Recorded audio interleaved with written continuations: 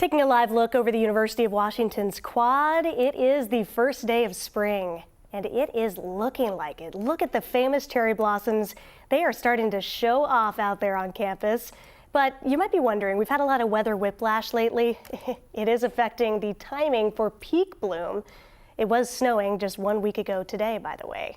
And now it's officially spring, so we have Marlee Thiel here with us to break down the impact of our weather on the cherry blossoms. She's the project manager for the Cherry Tree Phenology Project. Hey Marlee, thanks for coming in. Hi, I'm excited to be here. Yeah, well, let's just get right to it. We know the weather, the colder, wet weather has delayed peak bloom because it was originally supposed to be this weekend. What is happening biologically with these cherry trees when these conditions slow things down? These cooler temperatures can really slow down the bud's energy metabolism, which means there's less energy and sugar for tissue growth. We had an exceptionally mild winter followed by a late season cold snap, and those temperature fluctuations can lead to disruption in development, which is why we're seeing a slight delay in peak bloom. So is there anything noticeably different about this year's bloom because of the delay? I know it's obviously taking longer, but are there any changes with the trees specifically? So we are noticing that the trees are a little less synchronized, meaning that different trees and even different parts of the same tree are showing buds in different stages of development. We're also noticing that the transition into peak bloom has been a little more gradual as opposed to the rapid progression we saw last year. However, the blossom display is still going to be just as beautiful and impressive as always. Does that mean some are starting to bloom quicker than others and it's not happening all at once? Yes, definitely. Okay. Well, we know the cherry blossoms, as you said, they're such a beloved tradition at UW. What to you makes this so special, both culturally and environmentally? The cultural significance goes back to Japan, where cherry blossoms represent the fleeting nature of life because of the very short bloom period.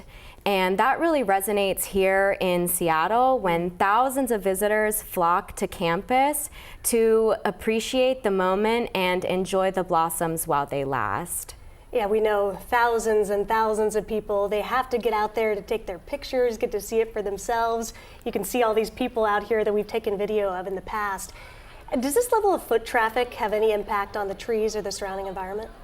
Yes, this high level of visitors can negatively affect the trees, especially when people pull on the branches, stand on the roots, or pick at the bark. We definitely don't want anybody touching the trees.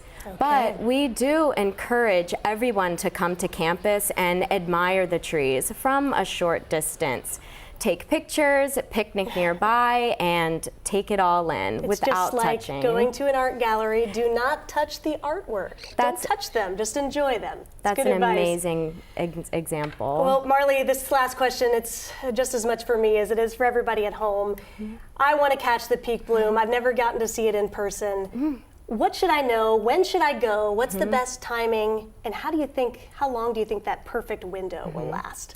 We anticipate that peak bloom will arrive just within the next few days. So even this weekend we'll have a beautiful display, and next weekend as well. When peak bloom does arrive, we can expect it to last about 10 days. That can extend a little longer with cool and mild temperatures. But it's still a relatively short window, so make sure to come out and see it while you can. I mean, today might be the day to do it. It's looking so beautiful on that live camera we were showing. Oh my gosh, and it's not even peak bloom yet. In a few days, it is coming. So thank you so much, Marlee, for being here with us. We really appreciate you breaking it all down for us. I know I'm going to be heading out there very soon.